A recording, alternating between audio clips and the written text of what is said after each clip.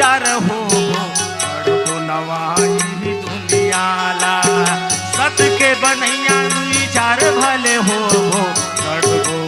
नवा दुनियाला देवदास बन